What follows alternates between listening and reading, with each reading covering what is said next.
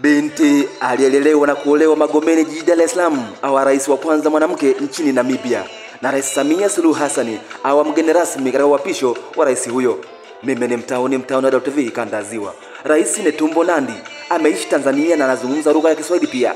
Bibi huyu aliishi Magomeni na alifunga ndoa na Luteni Jenerali Epafrance Denga katika kanisa la Magomeni wilaya ya Kinondoni, na Mwalimu Nyerere alikuwa anapenda sana kumwita jina la Mama Swapo. Desemba 6 mwaka 2020, Chuo Kikuu cha Dar es Salaam UDSM kilimtunuku mwanamke huyo udaktari wa heshima PhD kama ishara ya kutambua mchango wake katika ustawi wa wananchi wa Namibia. Na alitunukiwa shahada hiyo na mkuu wa Chuo Kikuu cha Dar es Salaam, Rais mstaafu Jakaya Mrisho Kikwete. Kwa mara ya kwanza Namibia imepata rais mwanamke, hivyo kufanya idadi ya marais wanawake barani Afrika kuwa wawili, akiwemo Rais Daktari Samia Suluhu Hassan. Netumbo Ndari Ndaitwa kwa jina maarufu NNN ameandikisha historia baada ya kuchaguliwa kama rais wa kwanza mwanamke nchini Namibia.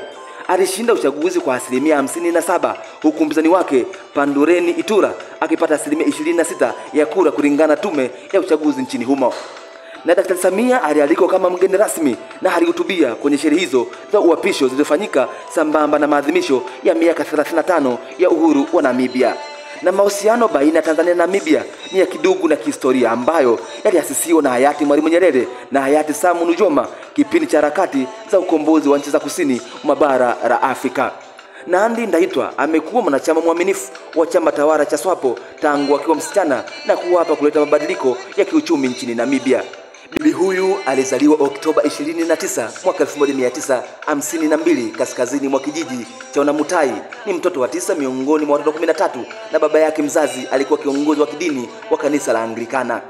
Nandi alijiunga na chama cha SWAPO alipokuwa na umri wa miaka 14 pekee, akiwa bado mwanafunzi wa shule ya sekondari. Bibi huyu alikamatwa na kuzuiliwa wakati wa msako wa wanaharakati wa SWAPO. Nchi ya Namibia yenye kauli mbiu ya umoja, uhuru, haki ni taifa lenye zaidi ya wakazi milioni 3 kwa mujibu wa sensa ya mwaka 2025. Rais huyu amewahi kushika nyadhifa mbalimbali kama makamu wa rais, naibu waziri mkuu, waziri wa mambo ya nje na vyeo vingi amewahi kushika nchini Namibia.